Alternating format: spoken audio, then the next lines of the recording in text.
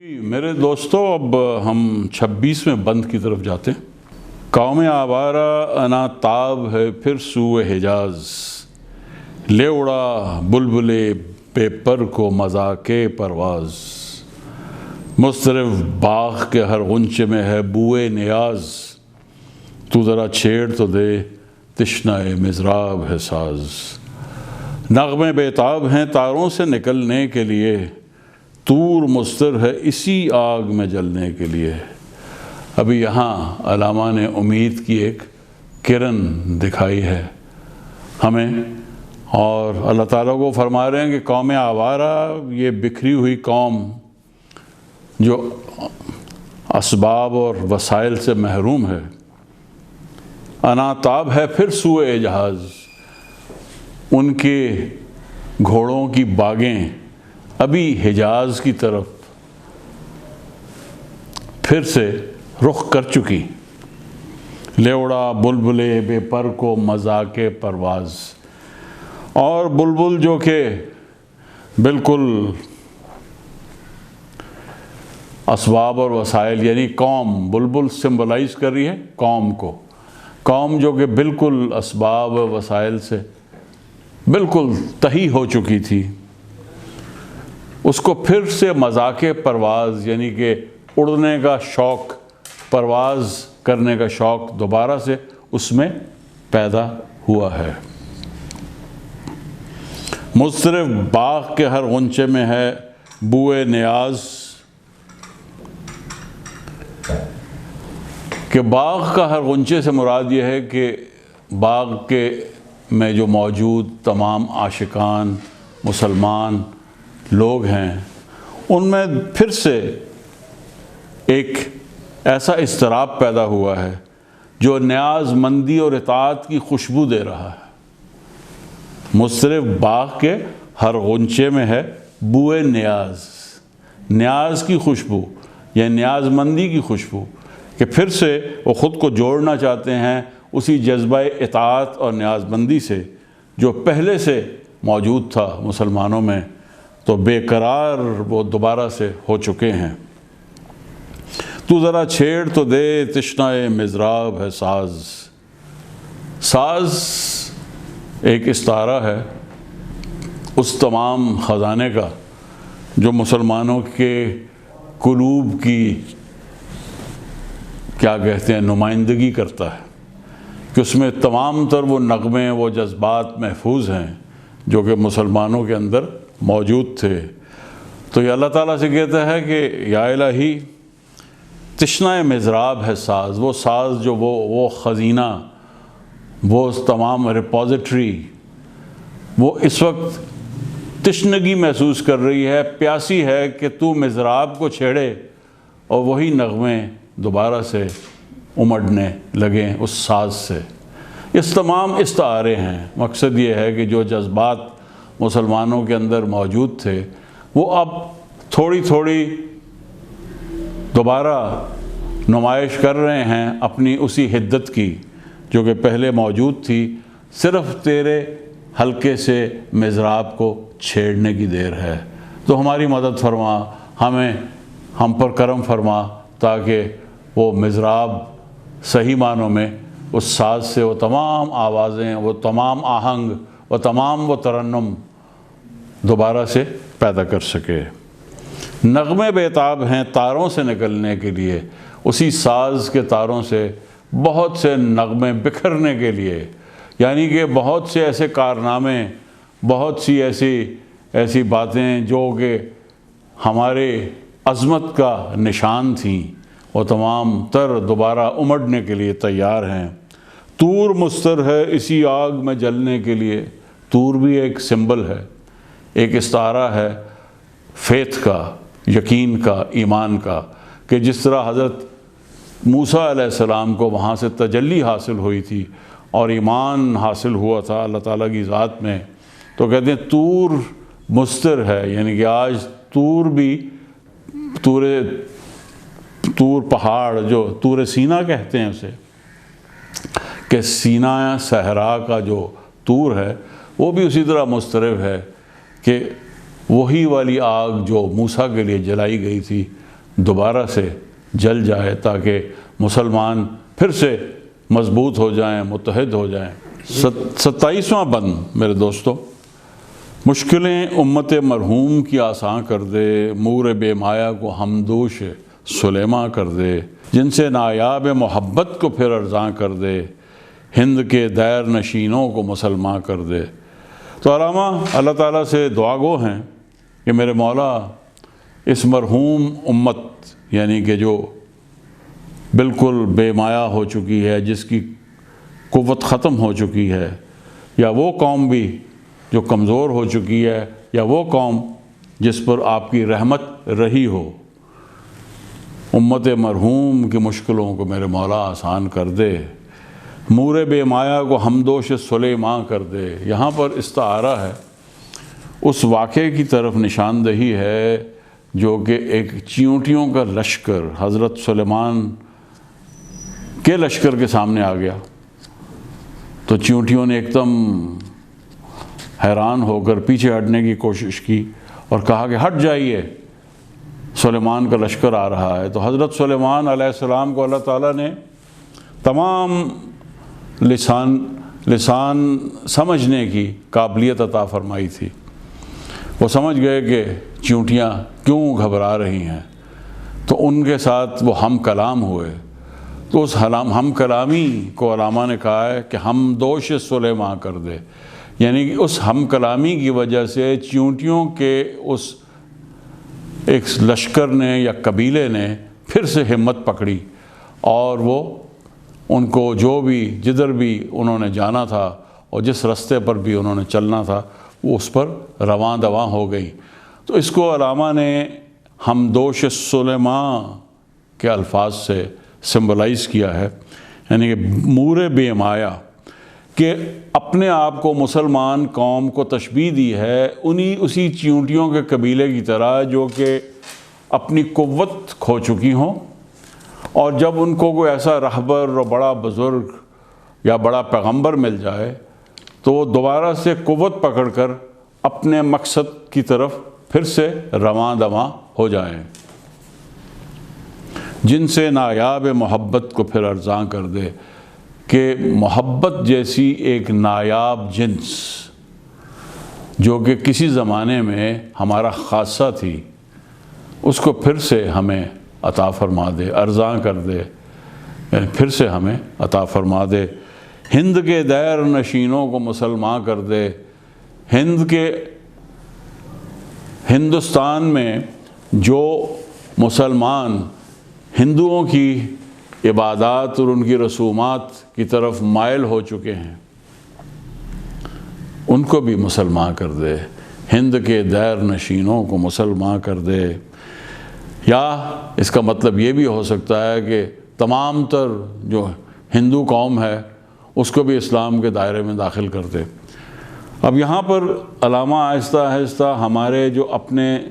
بر صغیر کا جو منظرنامہ تھا اس کی طرف آہستہ آہستہ آتے چلے جائیں گے۔ اگلے کچھ ایک دو بند ایسے ہیں جس میں آپ کو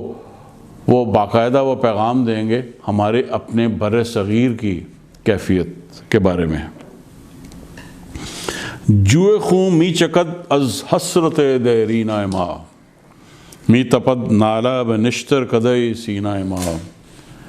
جوئے خون، خون کی نہر، می چکد ٹپکتی ہے، از حسرت دیرینہ ما، ہماری پرانی حسرتوں میں سے ایک خون کی کیفیت جو ہے وہ سامنے آ رہی ہے کہ خون ٹپک رہا ہے حسرتوں کے مزار سے۔ سلیم چشتی صاحب نے اسے حسرتوں کے خزانے بھی کہا ہے کہ حسرتوں کے خزانے سے ایک جوئے خون، ایک خون کی نہر بہہ رہی ہے، اور ان حسرتوں اور مایوسیوں کے ماخذ اور منبع سے خون کی ایک نہر جو جاری ہے، اس کے علاوہ ہمارے سینوں میں سینکڑوں نشتر چبھے ہوئے ہیں، بہت سے زخم ہیں ہمارے سینوں میں جن سے نالہ و فریاد کی صدائیں بلند ہو رہی ہیں۔ تو اس بند میں ابھی علامہ اللہ تعالیٰ سے دعا گو ہیں کہ ہماری مشکلوں کو آسان کر دے۔ جس طرح ایک بالکل حقیر سی چیونٹیوں کا ایک قبیلہ جن کو ہم کلامی کا شرف حاصل ہوا حضرت سلیمان علیہ السلام سے، جیسے ان کا ہاتھ پکڑا اور دوبارہ سے طاقت و قوت انہوں نے حاصل کی، اسی طریقے سے میرے مولا ہم بھٹکے ہوئے مسلمانوں کو بھی اسی طرح دوبارہ سے قوت عطا فرما دے، اور جن سے نایاب محبت جو ہمارے اندر ایک قسم کی فرقہ بندی آ چکی ہے، جس سے محبت کا عنصر ہمارے یہاں پر بہت کمزور ہو چکا ہے، اس کو پھر سے ہمارے اندر پیدا فرما دے، اور ہند کے دائر نشین جو مسلمان ہندوؤں سے بہت متاثر ہو چکے ہیں ان کو بھی اسلام کے دائرے میں دوبارہ داخل کر دے۔ یہ ہماری حسرتیں ہیں، یہ ہمارے آنسو ہیں جو بالکل اس طرح بہہ رہے ہیں جیسے کوئی خون کی نہر بہہ رہی ہوتی ہے۔ جی 28واں بند۔ بوئے گل لے گئی بیرون چمن راز چمن، کیا قیامت ہے خود پھول ہیں غماز چمن، عہد گل ختم ہوا ٹوٹ گیا ساز چمن، اڑ گئے ڈالیوں سے زمزمائے پرداز چمن، ایک بلبل ہے کہ ہے محو ترنم اب تک، اس کے سینے میں ہے نغموں کا تلاطم اب تک۔ میرے دوستو، یہاں پر استعارہ ہے ایک قوم کا جس کو علامہ نے چمن کہا ہے۔ وہ کہتے ہیں کہ گل کی خوشبو وہ بیرون چمن، یعنی کہ حلقہ ارباب عاشقان الہی سے اس خوشبو کو باہر لے گئی، جو کہ اس چمن یعنی اس گروہ مسلمانان کی کامیابی کا راز تھا۔ اس کے دو معنی ہو سکتے ہیں کہ ہم میں سے کچھ لوگ تھے جنہوں نے جان بوجھ کر ہمارے راز کو،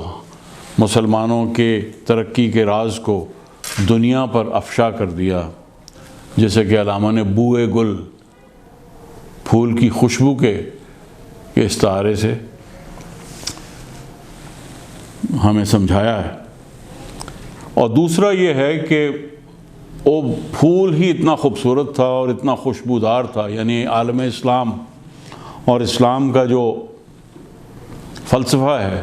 اور قرآن کے جو فرمودات ہیں وہ اس قدر اعلیٰ خوشبو کے مالک ہیں کہ وہ کسی طریقے سے وہ خوشبو رک نہیں سکتی تھی۔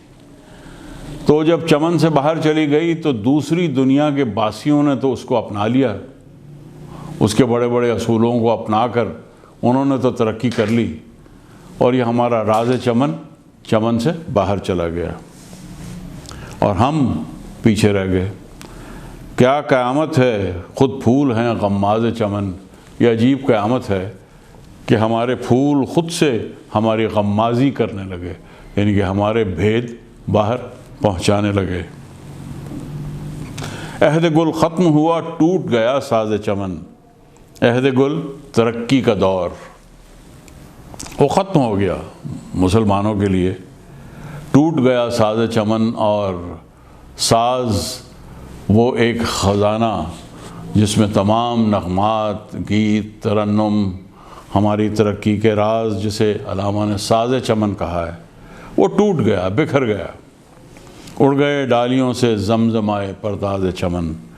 اور ڈالیوں سے وہ پرندے اڑ کے چلے گئے جو کہ یہاں پر نغمے بکھیرتے تھے۔ اس سے بھی مراد وہی عاشقان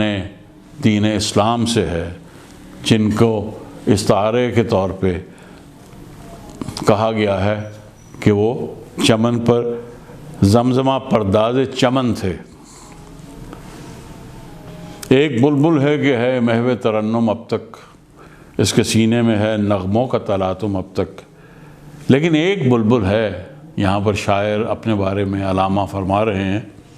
کہ ایک بلبل ہے کہ ہے محو ترنم اب تک، جسے ترنم یاد بھی ہے اور وہ اس کو پیش بھی کرتی ہے، وہ اس میں ہر وقت محو بھی رہتی ہے۔ اس کے سینے میں ہے نغموں کا تلاطم اب تک، اور اس کے سینے نغموں سے بھرے پڑے ہیں، اور وہ نغموں کا جوش اور طوفانی تلاطم اس قدر ہے کہ وہ اپنی تاب سخن اور جرت سے اس کو دوبارہ سے گانے کے لیے، پیش کرنے کے لیے بےتاب ہے، بے چین ہے۔ ابھی یاد کیجیے وہ شروع میں جو ہم نے بند پڑھا تھا، جرت آموز میری تاب سخن ہے مجھ کو، کہ جو کہ تاب سخن ہے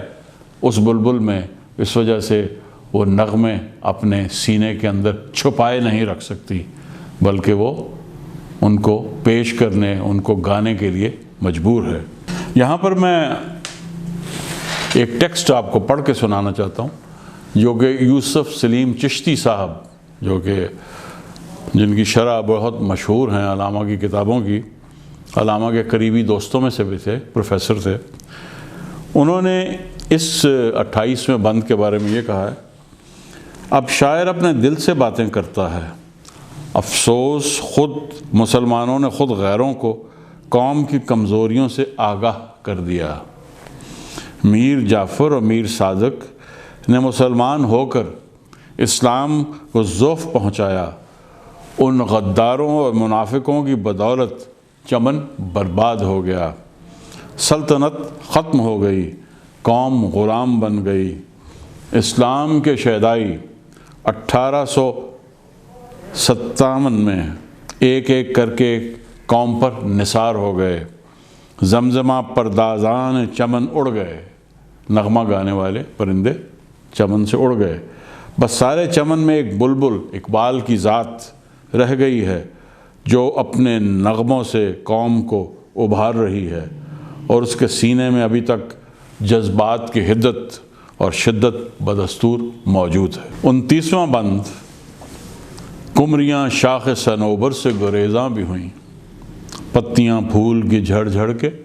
پریشاں بھی ہوئیں، وہ پرانی روشیں باغ کی ویراں بھی ہوئیں، ڈالیاں پیرہنے برگ سے اریاں بھی ہوئیں، قید موسم سے طبیعت رہی آزاد اس کی، کاش گلشن میں سمجھتا کوئی فریاد اس کی۔ کمریاں میرے دوستو بلبلیں،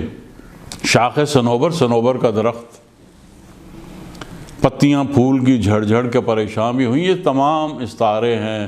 تشبیہات ہیں۔ وہ کہتے ہیں کہ جو بلبل ہیں یعنی کہ لوگ، شاخ صنوبر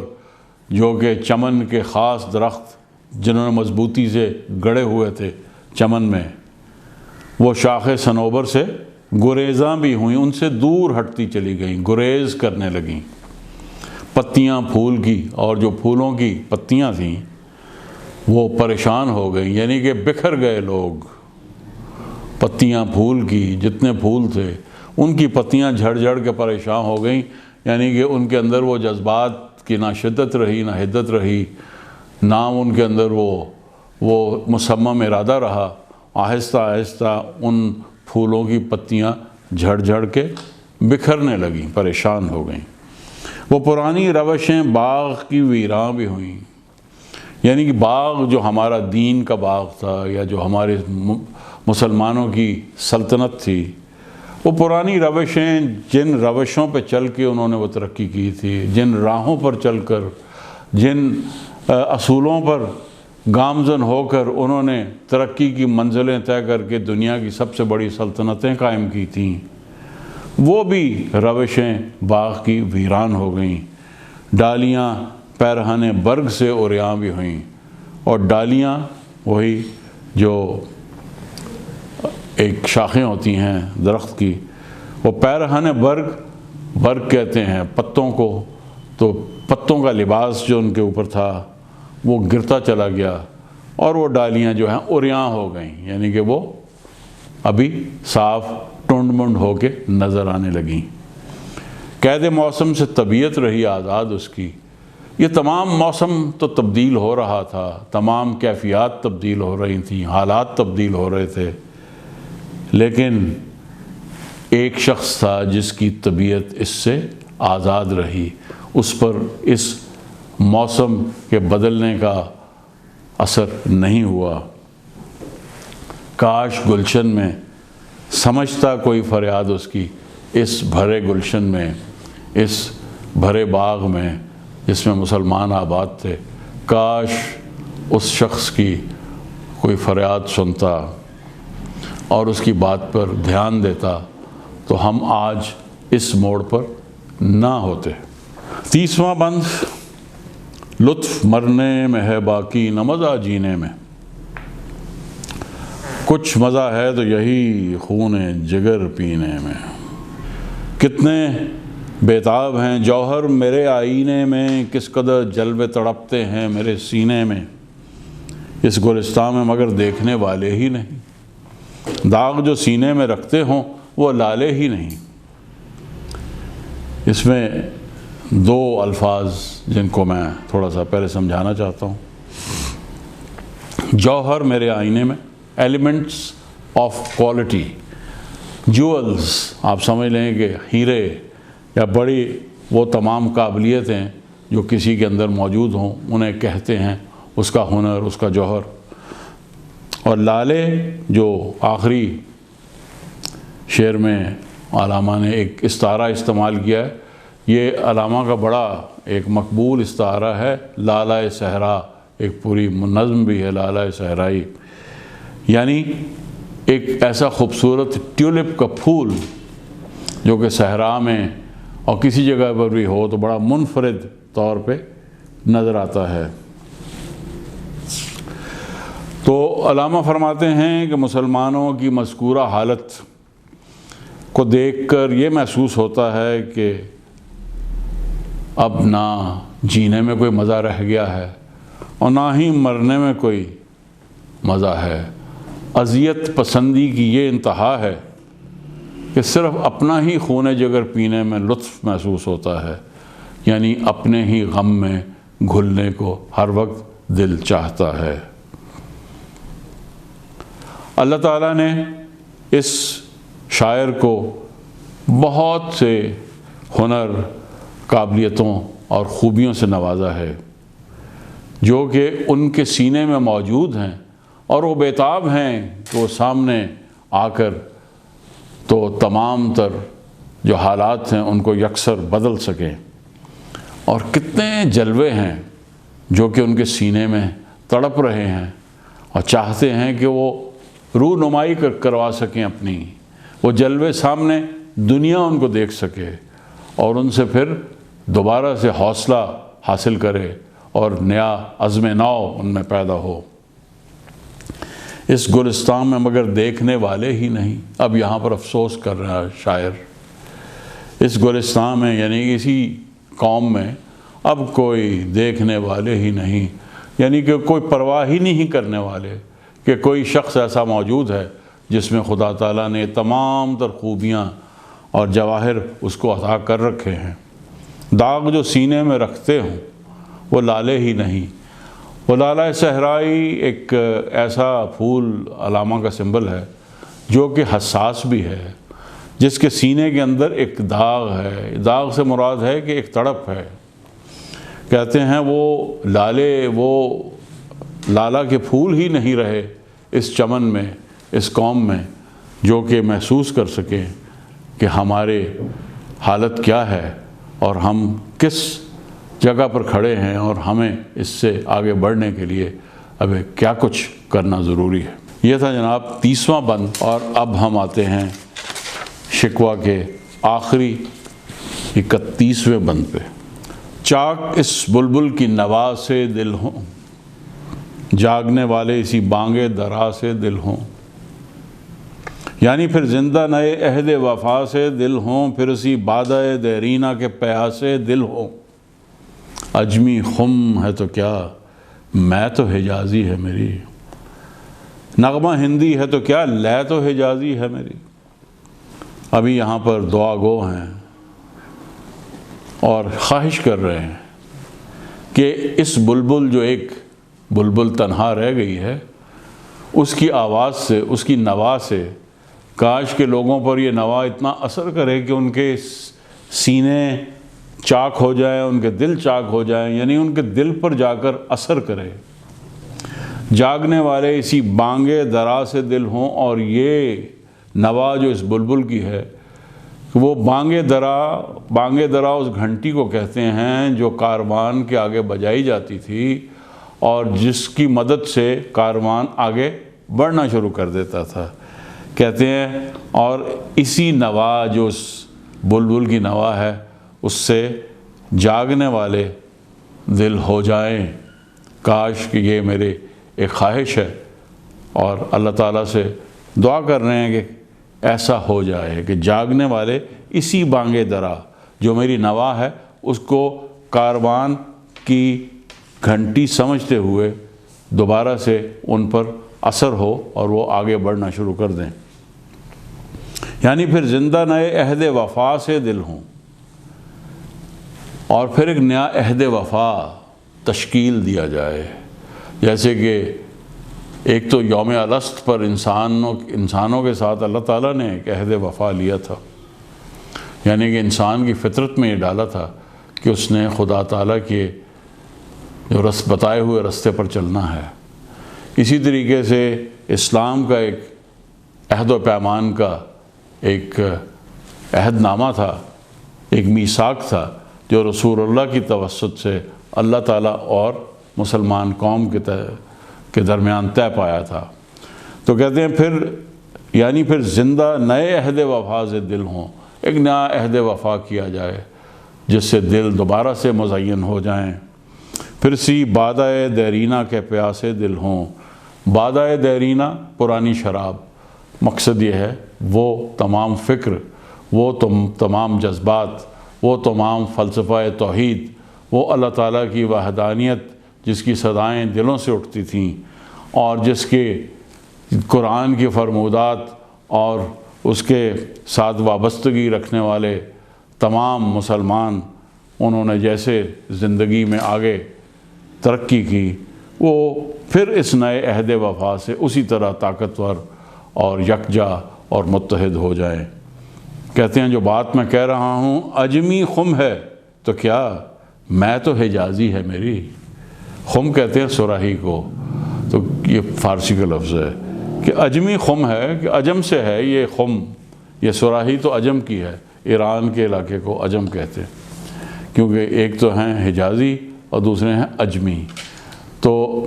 ٹھیک ہے، یہ صراحی جس میں نے یہ شراب پیش کر رہا ہوں یہ تو اجمی ہے۔ مقصد یہ ہے کہ جو یہ شعر گوئی کا جو طریقہ ہے یہ تو میں نے ایران سے لیا ہے، اور یہ جو پیغام میں آپ کو دے رہا ہوں، یہ جو میری صراحی ہے یہ تو اسی طریق پر بنی ہے جو کہ ایران میں رائج ہے۔ لیکن اس سے کیا فرق پڑتا ہے، میں تو حجازی ہے میری، کہ میرا جو پیغام ہے، جو شراب میں اس صراحی میں بھر دی ہے میں نے، وہ تو حجازی ہے، اس کا تعلق تو سرزمین حجاز سے ہے، جس میں کعبہ شریف ہے، جس میں رسول اللہ کی بعثت ہوئی، جس میں دین اسلام پروان چڑھا۔ میں تو حجازی ہے میری، نغمہ ہندی ہے تو کیا، ہندی میں لکھوں اردو میں لکھوں، یہ ہندوستان کی زبانیں ہیں، نغمہ ہندی ہے تو کیا، لے تو حجازی ہے میری، لیکن میرا ترنم اور بات کرنے کا انداز اور بات بیان کرنے کا انداز یہ تو سب حجازی ہے۔ اس لیے میرے ارباب ذوق و شوق، ہم سب کے لیے لازم ہے کہ ہم علامہ کی بات کو غور سے سنیں، کیونکہ خم بے شک اجمی ہے، ان کی لے تو حجازی ہے۔ آپ کا بہت شکریہ۔